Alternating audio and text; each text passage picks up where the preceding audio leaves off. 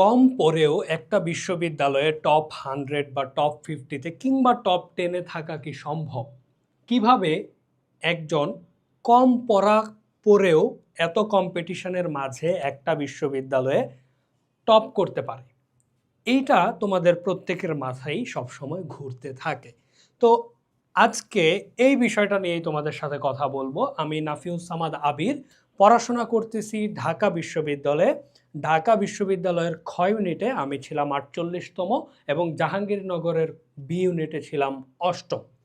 তো এই যে পুরো অ্যাডমিশন জার্নি যেটা আমি পার করে আসছি, এর মাঝে দুইটা বিশ্ববিদ্যালয়ে বেশ ভালো রেজাল্ট করা বা বেশ ভালো মেরিট পজিশনে আসার পেছনে আমার কতটুকু পরিশ্রম ছিল বা আমি কি খুব বেশি পড়াশোনা করেছি?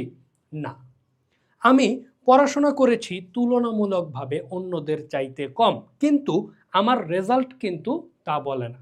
তো এই যে আমি বলতেছি যে কম পড়েও কিভাবে ভালো পজিশনে একটা বিশ্ববিদ্যালয়ে চান্স পাওয়া যায়, সেটার পেছনের রহস্যটা আসলে কি, বা আমি আসলে কিভাবে পড়েছিলাম, কোন কোন বিষয় আমি ফলো করেছিলাম।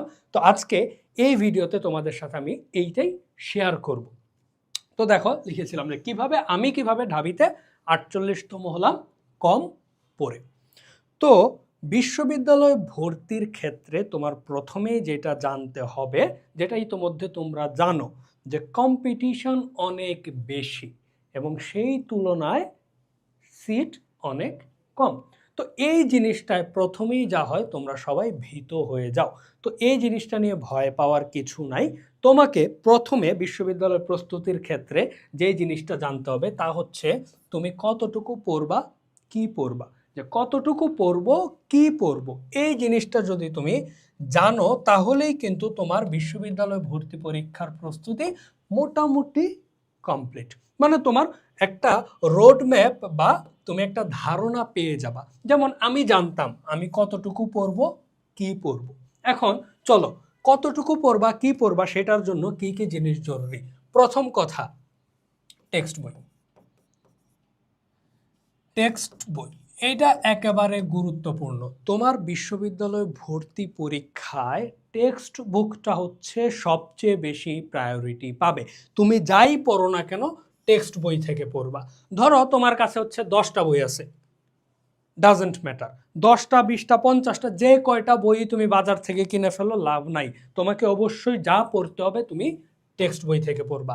যাই পড়ো, সেটা হোক বাংলা, সেটা হোক ইংরেজি, যাই আছে সব কিছু তোমার প্রথমে যা করতে হবে তা হচ্ছে টেক্সট বইটা ভালো করে শেষ করতে হবে। প্রতিটা গদ্য পদ্য তোমার বেশ ভালো করে পড়তে হবে।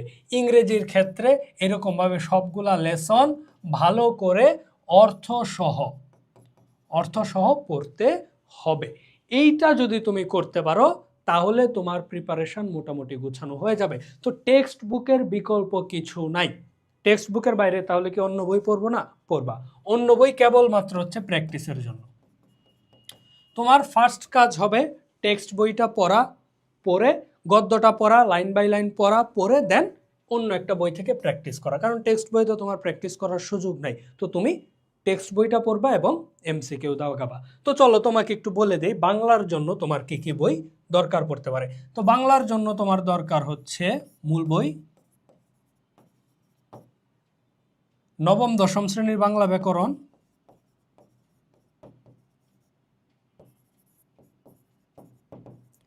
আর যে কোনো একটা প্র্যাকটিস বই। তো এই হচ্ছে তোমার বাংলার জন্য প্রয়োজনীয় 3টা বই। আমি এই 3টা বই পড়ছিলাম। তো আমার হচ্ছে কি, অনেক বেশি বই আমি যেহেতু পড়ি নাই, আমি কম পড়ার মধ্য দিয়েই কিন্তু গেছি। তো এখন জিনিসটা হচ্ছে অনেকেই ভয় পেয়ে যায়, সে দেখা যায় যে একই বই, মানে বাংলার জন্য সে 3টা বই কিনে ফেলতেছে 3 কোম্পানির। এখন তুমি যখন বাংলার জন্য 3 কোম্পানির বই কিনতেছো, তুমি তো পড়বা টপিক ওয়াইজ, তাই না? তোমার একটা মূল গদ্য আছে বা কবিতা আছে বা দ্বিতীয় পত্রের একটা টপিক আছে, বিষয় আছে, সেইটার ক্ষেত্রে প্রত্যেকটা বই তো একই জিনিসই লেখা। তো তুমি একাধিক বই কিসের জন্য ইউজ করবা? কেবলমাত্র প্র্যাকটিসের জন্য। এই একটা জিনিসের জন্য একাধিক বই পড়ার জন্য মূল বই আর নবম দশম শ্রেণীর বাংলা ব্যাকরণ, এর বাইরে আর কোনো কিছুর দরকার নাই। তাহলে তোমার টেক্সট বুক খুবই গুরুত্বপূর্ণ। ইংরেজির ক্ষেত্রে সেম। ইংরেজির জন্য অবশ্যই তোমাকে ফার্স্টে কি করতে হবে? টেক্সট বই পড়তে হবে। এখন একটা জিনিস তোমাদেরকে বলে রাখি, টেক্সট বই কেন আমি পড়তে বলি, কারণ ইংরেজিতে তোমার কয়েকটা টপিক আছে, ধরো যে সিনোনিম, তারপরে হচ্ছে অ্যান্টোনিম, এরপরে হচ্ছে স্পেলিং, তারপরে হচ্ছে তোমার আরেকটা টপিক হচ্ছে অ্যাপ্রোপ্রিয়েট প্রিপোজিশন।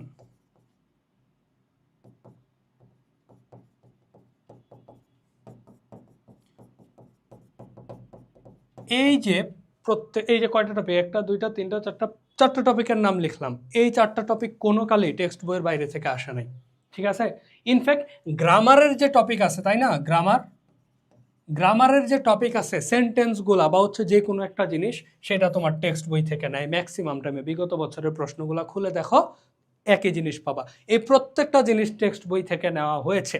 টেক্সট বইয়ে প্রতিটা লেসনের শেষে দেখবা কয়েকটা কিওয়ার্ড দেওয়া থাকে, বা হচ্ছে তোমাকে ধরো একটা ফিল ইন দ্য ব্ল্যাঙ্কস, বা হচ্ছে কিছু ওয়ার্ড বা পার্টস অফ স্পিচের কিছু ওয়ার্ড দেওয়া থাকে, একটা টেবিল দেওয়া থাকে যেটা ম্যাচ করতে বলে। এই যে পার্টটা আছে না, এই এক্সারসাইজ পার্টটা খুবই ভালো করে পড়বা। বিগত বছরে এই যে টপিকগুলো আমি লিখলাম, এই এক্সারসাইজ পার্ট থেকেই আসছে। তাইলে এই হচ্ছে তোমার বাংলা আর ইংরেজির জন্য কি কি দরকার সেইটা। অ্যান্ড এরপরে আমি আসি আরেকটা গুরুত্বপূর্ণ বিষয়, সেটা হচ্ছে কি পড়বা কতটুকু পড়বার ক্ষেত্রে, যে তুমি কি পড়বা কতটুকু পড়বা এটা ডিসাইড করার জন্য তোমার যেটা দরকার সেটা হচ্ছে কোয়েশ্চেন ব্যাংক। কোয়েশ্চেন ব্যাংক পড়বা এবং সেটা অ্যানালাইজ করবা, ঠিক আছে? কোয়েশ্চেন ব্যাংক অ্যানালাইসিস খুবই গুরুত্বপূর্ণ। বিগত বছরে কি কি প্রশ্ন আসছে না আসছে সেটার জন্য কোয়েশ্চেন ব্যাংক অ্যানালাইসিস খুবই জরুরি। এরপরে আসি সাধারণ জ্ঞান, জিকে। জিকে এর জন্য একটা বই, সেটা যে কোনো বই হইতে পারে, যে কোনো একটা বই পড়তে হবে। একাধিক বইয়ে যাবা তো ফাঁসছো, ঠিক আছে? অনেকেই এই জিনিসটা করে যে 3-4টা বই কিনে ফেলে, একটা বই কিনবা, ঠিক আছে? যদি কোথাও অফলাইনে কোচিং করো, কোচিংয়ের শিট বা কোচিংয়ের বইটা, অথবা বাজারে চলে এরকম যে কোনো একটা বই তুমি নিয়ে জাস্ট করবা। আর ইংরেজি সেকেন্ড পেপারের ক্ষেত্রে হচ্ছে প্র্যাকটিসের জন্য একটা বই। তাহলে ইংলিশের জন্য তোমার দরকার হচ্ছে ইংরেজি হচ্ছে টেক্সট বই, টেক্সট আর হচ্ছে প্র্যাকটিস, এই দুইটা জিনিস, ঠিক আছে?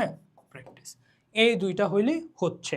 তারপরেও যদি তোমার দরকার পড়ে তাহলে টেক্সটের বেস করে যে বইগুলো আছে না, এরকম একটা যে টেক্সট বেসড বই আর কি, যে থাকে টেক্সট বেসড বই বাজারে অনেক আছে, তো টেক্সট বেসড একটা বই নিবা। সবসময় মনে রাখবা একটা জিনিস, যে কোনো ক্ষেত্রে একাধিক বইয়ের দরকার নেই, প্রতিটা জিনিসের জন্য একটা বই তোমার দরকার, একটার বেশি বই কোনোভাবেই তোমার দরকার নাই। তাহলে এই হচ্ছে আমাদের কতটুকু পড়বো কি পড়বো সেই জিনিসটা আমি কিভাবে বের করতে পারি। কোয়েশ্চেন ব্যাংক অ্যানালাইসিস, টেক্সট বই যে কোনো বাজারে চলে এরকম প্র্যাকটিস বই, আর গ্রামারের জন্য একটা বই, আর জিকের জন্য কি বাজারে প্রচলিত যে কোনো একটা বই, আমি ওইটা শুরু থেকে শেষ পর্যন্ত পড়ব। এরপরে আসি কনসিস্টেন্সি মেনটেন। একদিন 10 ঘন্টা, তারপরে একদিন আবার 14 ঘন্টা, তারপরে একদিন একেবারে 3 ঘন্টা, এইসব পড়ার চাইতে প্রতিদিন 10 ঘন্টা ধরো, যেহেতু অ্যাডমিশন সময় তোমাদেরকে আমি 10 ঘন্টাই বলতেছি, প্রতিদিন 10 ঘন্টা পড়ো, ঠিক আছে? তারপরেও তুমি চিন্তা করো 14 ঘন্টা তোমার থাকতেছে ফ্রি টাইম, এর মধ্যে তুমি 8 ঘন্টা ঘুমাও, 8 ঘন্টা ঘুম সমস্যা নাই, 8 ঘন্টা ঘুমাও অসুবিধা নাই, তারপরেও হাতে থাকতেছে কি 6 ঘন্টা বাকি সব কিছু করার জন্য তোমার এক্সট্রা হাতে থাকতেছে। তাহলে তুমি চিন্তা করো 10 ঘন্টা পড়া, এখন কথা হচ্ছে 10 ঘন্টা পড়া কি বেশি মনে হয়, বা 10 ঘন্টা পড়া কি এনাফ? 10 ঘন্টাও পড়তে হয় না যদি তুমি প্রপারলি পড়তে পারো। তো চলো দেখি আমরা একটু ভাগ করে নিই, ঠিক আছে? টাইমটা কেমনে ভাগ করবা, ধরো বাংলা, ইংরেজি, সাধারণ জ্ঞান, সাধারণ জ্ঞান লিখতে বড় হয়ে যাবে, আমরা শর্ট করে জিকে লিখি, ঠিক আছে, জেনারেল নলেজ। এখন এইখানে টাইম ডিস্ট্রিবিউট করবা কিভাবে? বাংলা 3 ঘন্টা, ঠিক আছে। এখন যদি তুমি ইংরেজিতে দুর্বল হও তাহলে ইংরেজি 4 ঘন্টা, আর যদি জিকেতে দুর্বল তাহলে 3 ঘন্টা হচ্ছে জিকে। এখানে তুমি চেঞ্জ করে নিতে পারো যে হচ্ছে এই ইংরেজিতে যদি তুমি স্ট্রং হও তাহলে ইংরেজি 3 ঘন্টা আর জিকে 4 ঘন্টা, ঠিক আছে। এই হচ্ছে তোমার পড়ার রুটিন বা টাইম। কিন্তু একটা জিনিস মাথায় রাখতে হবে, এই জিনিসটা কি মেনটেন করতে হবে, কনসিস্টেন্সি। রেগুলার ডেইলি পড়তে বসতে হবে। ডেইলি যদি না পড়তে পারো তাহলে যতই পড়ো না কেন কোনো লাভ নাই। ডেইলি পড়াটা অত্যন্ত গুরুত্বপূর্ণ, এটা মাথায় রাখো, ঠিক আছে। এরপরে দেখো প্রপার আইডিয়া অ্যাবাউট সিলেবাস। তোমার সিলেবাস বা হচ্ছে তুমি কি ভর্তি পরীক্ষায় কোন জিনিসগুলা পাবা বা ভর্তি পরীক্ষায় কোন জিনিসগুলা আসে, সেইটা অত্যন্ত গুরুত্বপূর্ণ। এই জিনিসটা সম্পর্কে যদি তোমার ধারণা না থাকে তাহলে ভাইয়া তুমি শুধু হচ্ছে কি পড়েই যাবা পড়েই যাবা পড়েই যাবা। প্রথমে বের করো অধিক গুরুত্বপূর্ণ কি, অধিক গুরুত্বপূর্ণ কি। অধিক গুরুত্বপূর্ণ যেগুলা সেগুলা বেশি পড়বা, ঠিক আছে। যেগুলা কম গুরুত্বপূর্ণ সেগুলা কম পড়বা। এরপরে আমি কোনগুলা পারি পারি অর্থাৎ নিজের স্ট্রং আর হচ্ছে কি উইক জোন। উইক জোনটা যদি এইরকম হয়, উইক জোনটা যদি এরকম হয় যেটা অধিক গুরুত্বপূর্ণ, তাইলে অবশ্যই সেটায় বেশি এফোর্ট দিতে হবে। ভাবলা যে একটা প্রশ্ন বা দুইটা প্রশ্ন আসবে স্কিপ করে যাই, এই সুযোগ নাই। যেটা উইক জোন সেটাতে বেশি এফোর্ট দিতে হবে। নিজের যে রুটিন বানাবা সেটার ক্ষেত্রে অবশ্যই উইক জোনটারে প্রায়োরিটি দিবা, যেই টাইমটাতে তুমি সবচেয়ে ভালো অপারেট করো, ঠিক আছে। প্রত্যেকের কিন্তু একটা এরকম টাইম আছে যখন পড়া ভালো হয়, যখন পড়া ভালো হয়।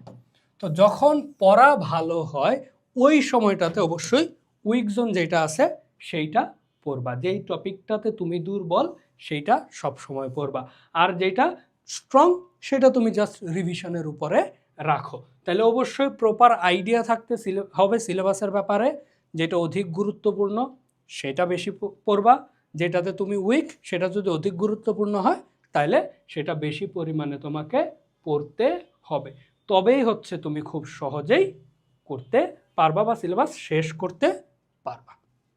দেন রেগুলার প্র্যাকটিস। যা পড়তেছো তা অবশ্যই খাতায় লিখতে হবে, প্রশ্ন সমাধান করতে হবে, ঠিক আছে। এই জিনিসের বিকল্প নাই। যে কোনো বই যেগুলো তুমি নিবা প্র্যাকটিসের জন্য সেগুলোতে প্রতিদিন দাগাবা। একটা টপিক পড়া শেষ হয়েছে ওইটা দাগাও বা হচ্ছে খাতায় লিখো, সমস্যা নাই। তারপরে যখন সবগুলো শেষ হবে আবার যখন রিভিশনে আসবা তখন ওই টপিকটা আবার ওই বইটাতেই দাগাও, লাগলে অন্য একটা বই নাও, বা যত বেশি পরিমাণে রেগুলার প্র্যাকটিস করা যায় ডেইলি, অ্যাটলিস্ট যেই টপিকটা তুমি পড়তেছো প্রতিদিন, যে গদ্য বা যে পদ্য বা যে কবিতাটা তুমি পড়তেছো সেটার সাথে সম্পর্কিত ওই কিছু প্রশ্ন তোমাকে সমাধান করতে হবে, রেগুলার প্র্যাকটিস করতে হবে। এইটা অলওয়েজ মাথায় রাখতে হবে, রেগুলার প্র্যাকটিস কখনোই স্কিপ করার সুযোগ নাই। এরপরে আসো একটা কথা লিখছি যেটা হচ্ছে কি পড়া নয় পারা জরুরি। তুমি কতটুকু পড়তেছো তা কেউ দেখবে না বা ম্যাটার করে না, তোমার মার্কস কেমন আসতেছে সেটা ইম্পর্টেন্ট। এখন এই জিনিসটা কেমন যে না পড়লে পারবো কেমনে, এইখানেই আসবে তোমার হচ্ছে কি বেসিক নলেজের ব্যাপার। তোমার বেসিক নলেজ যদি প্রপার থাকে তাহলে খুব সহজেই তুমি আনসার করতে পারবা। এখন ধরো বাংলা প্রথম পত্রে আসে হচ্ছে বানান, উচ্চারণ, পারিভাষিক শব্দ, আভিধানিক ক্রম, সমাস, এই জিনিসগুলা কোত্থেকে আসে সেই জিনিসটা যদি তোমার জানা থাকে তাহলে কিন্তু তোমার কম পড়লেও তুমি বেশি পরিমাণে পারবা। একজন পারলে 1000 উদাহরণ। দেখো একটা টপিকের জন্য দেখো, ধরো আমি একটা টপিক লিখলাম হচ্ছে ধরো সমাস। সমাস, এখন সমাসের জন্য তুমি চাইলে 1000 উদাহরণ পড়তে পারো, 1000 উদাহরণ পড়তে পারো, তাই না? আবার তুমি চাইলে 200 উদাহরণও পড়তে পারো। কোনটা ফলো করবা? আমি তোমার শুরুতেই বলছি যে বাংলা দ্বিতীয়র জন্য তোমার দরকার হচ্ছে নবম দশম বাংলা দ্বিতীয়। নবম দশম বাংলা দ্বিতীয়র সবগুলো উদাহরণ যদি তোমার মুখস্থ থাকে তাহলে যে কোনো বিশ্ববিদ্যালয়ে এর বাইরে কখনোই কোনো আসবে না। এখন তুমি চাইলে অন্য যে কোনো একটা বইয়ের 1000 উদাহরণ পড়ে ফেলতে পারো। একজন এই নবম দশম বাংলা দ্বিতীয়র মধ্যে যে কয়টা উদাহরণ আছে কেবলমাত্র সেগুলা পড়া সে দেখা যাবে কমন পেয়ে গেছে। তো অবশ্যই মনে রাখবা তুমি কতটুকু পড়তেছো, কয়টা বই শেষ করতেছো সেইটা জরুরি না। তুমি টপিকটা সম্পর্কে ভালো ধারণা নিয়ে ওইটা শিখে ওই অনুযায়ী অ্যান্সার করতে পারতেছো কিনা সেইটা জরুরি। তাহলে তোমাকে অবশ্যই মাথায় রাখতে হবে এই জিনিসটাই যে পড়া না, ঠিক আছে? তুমি কতটুকু পড়লা এইটা জরুরি না, কতটুকু পারলা সেইটা জরুরি। ওকে, তাহলে এই গেল আমার তোমাকে দেওয়া সাজেশন। এবার চলো, আমি যে বললাম যে আমি কম পড়তেছি কিন্তু তোমারে এত সাজেশন দিয়ে দিছি, তাহলে আমি আসলে কি কি স্টেপ ফলো করছিলাম, ঠিক আছে? ফার্স্ট স্টেপ, আমি ফার্স্ট স্টেপে করছি যেটা সেটা হচ্ছে question bank. Question bank analyse করছি, কোয়েশ্চেন ব্যাংক থেকে দেখছি যে কোন কোন টপিক আসে, ঠিক আছে? সেখান থেকে আমি সিলেক্ট করছি ইম্পর্টেন্ট টপিক। ইম্পর্টেন্ট টপিকগুলো সিলেক্ট করার পর আমি গেছি হচ্ছে এইচএসসির বোর্ড কোয়েশ্চেনে, যে এই ইম্পর্টেন্ট টপিকগুলো এইচএসসির বোর্ড কোয়েশ্চেনে কতটুকু আছে, কি পরিমাণ আছে, সেইখান থেকে আমি হচ্ছে প্র্যাকটিস করছি। বিগত বছরের বোর্ড কোয়েশ্চেন অ্যাডমিশনে অনেকেই ইগনোর করে। মনে রাখবা বিগত বছরের বোর্ড কোয়েশ্চেন ইগনোর করার মতো বিষয় না, খুবই গুরুত্বপূর্ণ। তাহলে এই হচ্ছে একটা বিষয়। দেন আরেকটা বিষয় হচ্ছে কি, আমি যা করছি তা হচ্ছে টপিকগুলো হচ্ছে আইডেন্টিফাই করে একটা বই পড়া, একটা বই অথবা টেক্সট অনলি, ঠিক আছে? একটা বই পড়বা অথবা কেবলমাত্র টেক্সট বই পড়বা, এর বাইরে আর কোনো কিছুরই দরকার নাই। যে কোনো একটা সাবজেক্টের জন্য একটা বই, বাংলা প্রথম পত্রের জন্য একটা বই টেক্সট, বাংলা দ্বিতীয় পত্রের জন্য একটাই বই নবম দশম শ্রেণীর বাংলা ব্যাকরণ, অথবা যে কোনো একটা বই তুমি নিতে পারো। ইংরেজির ক্ষেত্রেও টেক্সট বই, গ্রামারের জন্য একটা বই, জিকের জন্য বাজারে থাকা যে কোনো একটা বই, এর বাইরে কোনো দরকার নাই, নিজেকে ওভারলোড করার দরকার নাই। দেন হচ্ছে টাইম ডিস্ট্রিবিউশন। টাইম ডিস্ট্রিবিউশন, আমি কোনটা কতক্ষণ পড়বো। তোমাকে আমি 10 ঘন্টা পড়তে বলছি, আমি নিজে কিন্তু 10 ঘন্টা পড়ি নাই, আমি নিজে 10 ঘন্টা পড়েই নাই কোনো দিন। আমার একেবারে ফিক্সড রুটিন ছিল, আমি সব সময় রাত 12টার আগে ঘুমাইছি। 12টার আগে ঘুমাই নাই বোধে পড়া শেষ, রাত 12টার মধ্যে পড়া শেষ, এরকম একটা রুটিন বানাইতে হবে, ঠিক আছে? রুটিন। এখন তুমি চিন্তা করলা যে সকালে কয়টায় উঠবা। ধরো তুমি যদি নামাজ কালাম পড়ো তাহলে তোমার একরকম রুটিন, তো যদি নামাজ কালাম না পড়ো তাইলে তুমি সকাল 7টায় উঠো, ঠিক আছে? ওকে, অ্যান্ড ফাইনালি ওয়ান ইম্পর্টেন্ট জিনিস, অপ্রয়োজনীয় ক্লাস,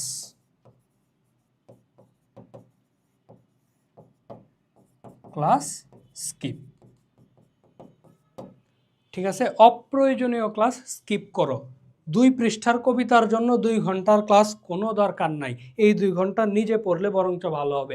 একটা কবিতা যদি বুঝতেও হয়, যদি কোনো কিছু নাও বুঝো, তাও তো 10 মিনিটে কবিতাটা, অ্যাটলিস্ট 15 মিনিটে তুমি কবিতাটার অর্থটা পেয়ে যাবা পুরাটা, তাই না? তাহলে সেই ক্ষেত্রে 2 ঘন্টার লম্বা ক্লাস করার কোনো দরকার নাই। ক্লাস যত শর্ট করতে পারো, যত কম্প্যাক্ট করতে পারো তত ভালো। তোমার টপিকটা জাস্ট মাথায় নিয়ে পড়ে জাস্ট যত বেশি পারো প্র্যাকটিস করবা। তাহলে তোমার হচ্ছে কোয়েশ্চেন ব্যাংক বিগত বছরের বোর্ড কোয়েশ্চেন থেকে কিন্তু অনেক প্র্যাকটিস ইজিলি পাওয়া যাবা। আর হচ্ছে কি যে কোনো একটা প্র্যাকটিস বই বাজার থেকে তো তুমি নিবাই, সেটা থেকে বেশি বেশি প্র্যাকটিস করবা। তাহলে এই হচ্ছে মোটামুটি আমার রুটিন ছিল যে আমি টাইম ডিস্ট্রিবিউট করছি প্রতিটা সাবজেক্টে। আমি জানতাম আমার কি পড়তে হবে, কতটুকু পড়তে হবে, আমাকে রেগুলারিটি মেনটেন করে ডেইলি পড়তে হবে। আমার প্রপার আইডিয়া ছিল সিলেবাসের ব্যাপারে, আমি রেগুলার প্র্যাকটিস করে গেছি, আর আমি পড়ার চাইতে পারা গুরুত্ব দিছি বেশি। অ্যান্ড ফাইনালি তোমার টার্গেট ফিক্স করতে হবে, তুমি আসলে কি চাও। আমার টার্গেট ছিল আমি ঢাকার ভিতরে যে কোনো একটা বিশ্ববিদ্যালয়ে পড়ব, এর বাইরে আমি পড়বো না। আমি ঢাকায় 3টা বিশ্ববিদ্যালয়ে 5টা ইউনিটে পরীক্ষা দিছি, প্রত্যেকটাতেই চান্স পাইছি, এর বাইরে পরীক্ষা দেই নাই। আমি ঢাকা বিশ্ববিদ্যালয়ে পরীক্ষা দিছি, বিউপিতে দিছি, জাহাঙ্গীরনগরে দিছি। তো এই 3টাতেই হচ্ছে আমি চান্স পাইছি, 5টা ইউনিটে পরীক্ষা দিলাম, 5টাতেই চান্স পাইছি। তো টার্গেট ফিক্স করাটা জরুরি। আর হচ্ছে একটা জিনিস মনে রাখবা, মার্কসের ক্ষেত্রে আমার টার্গেট ছিল 65, ঠিক আছে? 65% মার্কস যে কোনো বিশ্ববিদ্যালয়ে তোমাকে চান্স পাইতে দিবে, ইজিলি তুমি চান্স পাবা, ঠিক আছে? ঢাকা ইউনিভার্সিটি ভর্তি পরীক্ষায় আমি মার্কস পাইছিলাম হচ্ছে 66.25। আমাদের বছর খুবই হার্ড মার্কিং হয়েছিল, রিটেনে ভালো মার্ক একেবারে দেয়ই নাই আসলে। এমসিকিউ ভালো হওয়াতেও হচ্ছে রিটেনে মার্ক অনেক কাট করছে। তো 66.25 পাইছিলাম আমি 100-তে আউট অফ 100। আর এতে আমি ঢাকা ইউনিভার্সিটিতে ছিলাম হচ্ছে 48। তো 65% মার্কসে হয় তুমি চান্স পাবা, নইলে টপ করবা। আর যদি প্রশ্ন কঠিন বা মার্কস একেবারে কম দেয়, আর সেই ক্ষেত্রে তুমি 65% মার্কস টার্গেট করো, 100-তে 65, সেই ক্ষেত্রে দেখবা অবশ্যই তুমি যা পাচ্ছ বা যা আশা করতেছো তার চেয়ে বেশিই পাবা, বরং তার চেয়ে কম পাবা না। তো এই ক্ষেত্রে তোমাকে অবশ্যই এই জিনিসগুলো মাথায় রেখে প্রপার ওয়েতে জাস্ট রেগুলার পড়তে হবে, তাহলে খুব সহজেই তুমি যে কোনো একটা বিশ্ববিদ্যালয়ে চান্স পাবা এবং অবশ্যই চাইলে ভালো করতে পারবা। তাহলে এই জিনিসগুলো যদি তুমি একটু মেনটেন করো তাহলে খুব ইজিলি, এখন হয়তো খুব কমপ্লিকেটেড মনে হতে পারে, বাট এই জিনিসগুলো যদি তুমি গুছায় ফেলতে পারো শুরুতেই, তাহলে তোমার খুব বেশি আসলে পরিশ্রম করতে হবে না। তো এই হচ্ছে আমার মোটামুটি তোমাদের জন্য সাজেশন এবং আমি নিজে কিভাবে পড়েছিলাম তার একটা আলোচনা। তো সবাই যদি পড়ো, রেগুলার যদি পড়ো, তাহলে টপিক শেষ হবেই, ঠিক আছে? তাহলে তোমার টার্গেট থাকবে হচ্ছে সিলেবাস শেষ করা, প্র্যাকটিস, তারপর হচ্ছে কি রিভিশন। এই যে 3টা ধাপ, সিলেবাস শেষ করবা, প্র্যাকটিস করবা, রিভিশন দিবা, জাস্ট চলতে থাকবে। বিশ্ববিদ্যালয় ভর্তি পরীক্ষার প্রস্তুতি ইনশাল্লাহ এতেই মোটামুটি গোছানো হয়ে যাবে। তো এইভাবেই যদি তোমরা পড়ো তাহলে খুব সহজেই আসলে বলা যায় এইটাই হচ্ছে একটা রোড ম্যাপ যে তুমি ইজিলি কিভাবে বিশ্ববিদ্যালয়ে চান্স পেতে পারো। তো আজকে পর্যন্তই, সবাই ভালো থাকো, আল্লাহ হাফেজ।